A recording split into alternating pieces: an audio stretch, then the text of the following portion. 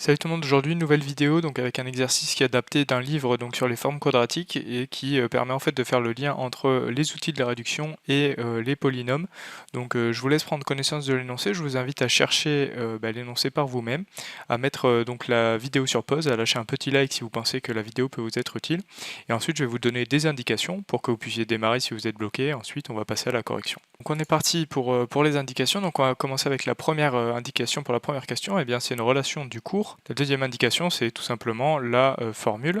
Première question, deuxième indication, il faut identifier l'expression de l'énoncé et l'expression de la première question. Troisième question, d'où provient la relation du cours de la question 1? Justifier que Kia est scindé dans ses crochets X.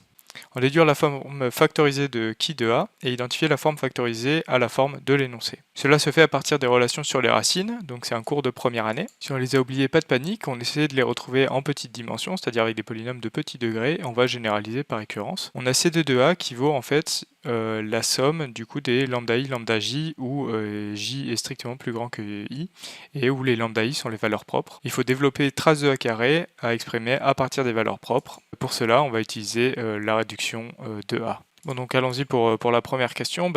Ça c'est une relation du cours, donc ça vient du fait que Kia est scindé dans ses crochets X, c'est ce qu'on reverra à la troisième question. Et donc en fait on a donc le coefficient devant le x puissance n il vaut 1, celui devant x puissance n-1 il vaut moins trace de a, et enfin le coefficient donc sans polynôme devant, ça va être du moins 1 puissance n déterminant de a, donc le coefficient d'ordre 0. Ah, donc on est parti pour la deuxième question. Eh bien, déjà, l'énoncé nous donne une certaine définition du polynôme caractéristique avec où on appelle en fait les coefficients ck de a. Moins 1 puissance k c'est k de a ou quelque chose dans ce style-là. Donc on réécrit kia de x avec cette définition-là. Et la question 1, elle nous donne aussi notre expression de kia de x où on a effectivement certains coefficients ci de a. Et donc en l'occurrence, on peut identifier, vu que les deux polynômes sont écrits dans la même base, on peut identifier ce qui se passe devant les coefficients. Donc en l'occurrence, on a que C0 de A, ça va être 1 du coup, et on a C1 de A, C1 pardon, de A qui vaut trace de A. Et au passage, on a Cn de A qui vaut le déterminant de A, mais ça l'énoncé n'insiste pas dessus, donc voilà, c'est juste une remarque en plus. Ah, donc on est parti pour la troisième question. Donc en fait l'idée de la troisième question c'est que ok, on a le résultat de la première question qui est donné dans le cours, mais en fait pour trouver le résultat de la troisième question il va falloir généraliser ce résultat. Donc il faut évidemment connaître la méthode de démonstration pour trouver le résultat de la question 1. Donc d'où vient cette relation du cours? On va essayer de retrouver le résultat de la question 1 et de le généraliser. Déjà, ça part de cet argument-là, c'est que Kia est scindé dans ses crochets X, puisque c'est un polynôme à coefficient complexe, A étant elle-même complexe, son polynôme caractéristique est à coefficient complexe. Donc on peut noter lambda 1, etc. Lambda n, ces valeurs propres qui sont comptées avec multiplicité, c'est-à-dire qu'on peut avoir une répétition, lambda 1 égale lambda 2 par exemple, donc toutes les valeurs propres ne sont pas distinctes, 2 à 2. Maintenant, Kia étant en plus unitaire, on peut écrire cette forme-là pour Kia de x, qui est la forme factorisée du polynôme. Donc effectivement, en quoi le fait que le polynôme est unitaire nous aide? Eh bien, c'est que le coefficient dominant, qui devrait apparaître devant le produit des x moins lambda i, eh bien, il est égal à 1. Et donc on va voir Kia de x qui est simplement égal au produit des x moins lambda i. Et donc déjà on peut trouver avec ça que le coefficient d'ordre n il est unitaire, c'est-à-dire que C0 de A vaut 1, ce qu'on a d'ailleurs utilisé pour écrire Kia de x. Maintenant on va se demander quel est le coefficient d'ordre n-1. Donc encore une fois, on a déjà répondu à cette question, mais on essaie de redémontrer la relation de la question 1. On va essayer de voir ce qui se passe si n égale 2. Eh bien, on a, si n égale 2, on a juste kia de x égale x moins lambda 1 fois x moins lambda 2. Donc on va développer, ça fait quoi? Ça fait x carré moins lambda 1 plus lambda 2, x moins lambda 1, lambda 2. Donc le coefficient d'ordre n-1, dans ce cas-là, ça va être le coefficient d'ordre 2 moins 1, c'est-à-dire le coefficient d'ordre 1. Donc effectivement, ça va être moins lambda 1 plus lambda 2. Bon, soit. Maintenant, on va regarder ce qui se passe si n égale 3. On va essayer ensuite de généraliser. Donc si n égale 3, on a 3 produits. Donc on a déjà fait le calcul de x moins lambda 1 fois x moins lambda 2, donc on le recopie. Et ensuite on va multiplier ça par x moins lambda 3. Et donc après donc factorisation, regrouper tous les termes devant les coefficients de même degré, eh bien on va obtenir ça. Et là, qu'est-ce qu'on a devant le coefficient d'ordre n-1, c'est-à-dire 3 moins 1 égale 2? Ben, on va avoir moins lambda 1 plus lambda 2 plus lambda 3. Donc il semblerait, si on généralise, qu'on va avoir moins la somme des lambda i, ce qui est effectivement le cas. Et au passage, nous, ce qui va nous intéresser, du coup, si on généralise, vu que là on veut trouver C2 de A, il va falloir voir ce qui se passe devant le coefficient d'ordre n-2, en l'occurrence. Si du coup n-2 ça va être le coefficient d'ordre 1 dans ce cas là, donc si on réorganise les termes ça va faire lambda 1 lambda 2 plus lambda 2 lambda 3 plus lambda 3 lambda 1. Donc le résultat il va se généraliser par récurrence et on obtient que le coefficient d'ordre n-1 C1 de A ça va être moins la somme des lambda k, c'est ce que je disais tout à l'heure. Donc en fait là on vient de redémontrer les formules de racines de polynômes, et au passage on a C2 de A qui vaut du coup, si on essaie de trouver comment dire, l'harmonie dans cette formule, c'est quoi? C'est en fait on va avoir le produit donc des valeurs propres, lambda i fois lambda j, où j est plus grand que i. On n'a pas de répétition, donc on n'a pas, par exemple, si lambda 1, lambda 2 apparaît, on va pas avoir lambda 2, lambda 1 dans la somme. Donc C2 de A, ça va être la somme du coup pour i et j parcourant 1 à n, avec j strictement plus grand que i. Donc voilà, maintenant il va nous falloir faire un lien donc avec effectivement la trace de A, puisque on a trouvé dans la question précédente que moins la somme du coup des lambda k, ça valait la trace de A, ce qui se justifie très facilement à partir des outils de réduction. Donc on va voir ce qui se passe. Donc effectivement, la somme du coup des lambda k, c'est la somme des valeurs propres, donc on se doute qu'on va devoir utiliser des outils de réduction, et en l'occurrence, on a l'outil suivant, c'est que la trace est invariante par changement de base, donc la trace de A est égale à la somme des valeurs propres, si on réfléchit dans la base dans laquelle A est donc triangulaire, et donc on a la somme des lambda k qui est égale à la trace de A. Maintenant, pour la somme du coup des lambda i, lambda j, ça va être un peu plus dur de le relier à trace de A carré, mais on va quand même s'en sortir. Donc, effectivement, on a trouvé C1 de A qui vaut moins trace de A. Donc, pas moins, mais plus, parce qu'il y a le moins qui est contenu dans l'expression du kia de x. Maintenant, on va calculer trace de A carré. Trace de A carré, c'est quoi?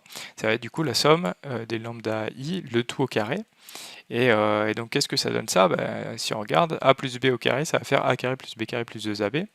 A plus B plus C, le tout au carré, ça fait quoi? Ça fait A carré plus B carré plus C carré plus 2 AB plus BC plus CA. Donc en fait, on va avoir la somme des carrés plus 2 fois le produit en fait de la somme des termes croisés. Donc en fait, on a cette expression-là qu'on peut démontrer par récurrence, c'est que la somme du coup des lambda i, le tout au carré, ça va faire la somme des lambda i au carré, plus 2 fois, du coup, effectivement, c'est exactement ce qu'on voulait, c'est la somme du coup des lambda i, lambda j, avec j plus grand que i et ij parcourant 1n. Donc super, on a trouvé 2c de a qui vaut trace de a carré, moins la somme du coup des lambda i carré. Donc en fait, il reste juste à montrer que la somme des lambda i carré, c'est égal à la trace de a au carré. Donc la trace de a au carré, pas la trace de a le tout au carré. Donc allons-y. On va utiliser exactement le même argument que précédemment. Donc A, elle est semblable à une matrice triangulaire supérieure ou inférieure, bon, soit nos tt, et les éléments diagonaux, ça va être les lambda 1, etc., lambda n, donc les valeurs propres. Et donc ça veut dire quoi? Ça veut dire qu'il existe une matrice de changement de base, celle que A égale PTP-1. Et donc si on élève ça au carré, eh bien les P-1 et P se simplifiant, on va avoir A carré égale PT carré P-1. Et donc vu que la trace est toujours invariante par changement de base, on va avoir trace de A carré égale trace de T carré. Donc il nous suffit de calculer t carré.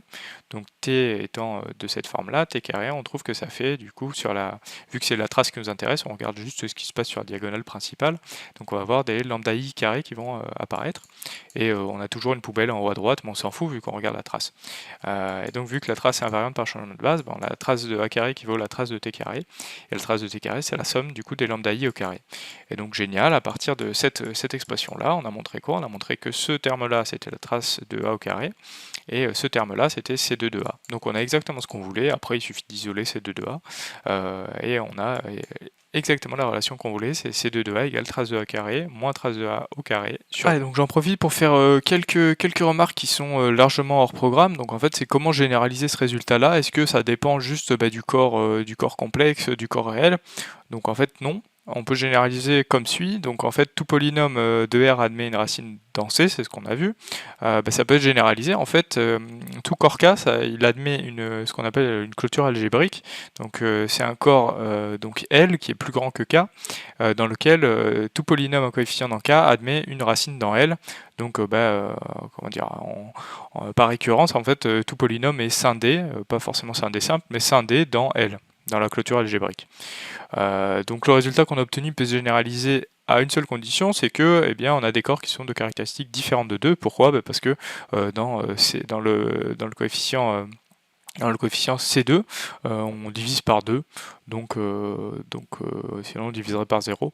Donc voilà, un corps de caractéristiques 2, c'est un corps tel que 1 plus 1 égale 0, donc nous, il ne nous faut pas cette condition.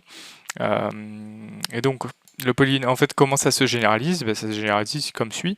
Le polynôme caractéristique qui a est à coefficient dans K. On prolonge K dans sa clôture algébrique L, dans une clôture algébrique. Qui a est scindé dans L crochet X. Et on dispose du coup toujours des mêmes relations sur les racines, et donc on peut en fait généraliser le résultat seulement à partir de l'étude qu'on vient de faire. Et ensuite, on a quelques propriétés intéressantes pour l'application qui A va associer C2 de A. On montre que c'est une forme quadratique sur donc l'ensemble des matrices à coefficient dans K. C'est-à-dire qu'il existe une forme B qui est bilinéaire symétrique, telle que du coup C2 de A, on puisse l'écrire B de AA. Et en fait, en l'occurrence, cette forme bilinéaire symétrique, elle a une expression. C'est donc la fonction qui a A, B, deux matrices va associer trace de A fois trace de B moins trace de AB sur 2. Donc effectivement, si vous prenez A égale B, vous retrouvez bien B de A égale C2 de A. Donc voilà, c'était quelques bonus en plus pour satisfaire votre curiosité, parce que je sais que vous êtes très curieux. Donc voilà. Voilà, donc c'est fini pour cet exercice. Effectivement, il est tiré d'un livre qui est sur les formes quadratiques, mais pour autant, il est, je trouve, très intéressant dans le cadre du programme de prépa, parce que on revoit quand même des outils fondamentaux sur la réduction, et au passage sur les relations sur les polynômes qu'on a tendance à beaucoup oublier, cette identification entre la forme factorisée d'un polynôme et effectivement donc la forme développée du polynôme. Donc c'est deux choses qui sont intéressantes. En plus, avec cette invariance de la trace par changement de base, c'est trois outils centraux qui permettent quand même de bien revoir ces parties-là du cours. Donc en tout cas, j'espère que tu auras appris des choses. N'hésite pas à t'abonner, à liker et à mettre la cloche, ça m'aide beaucoup. Et toi, ça te permet de ne pas louper de vidéos quand elles sortent.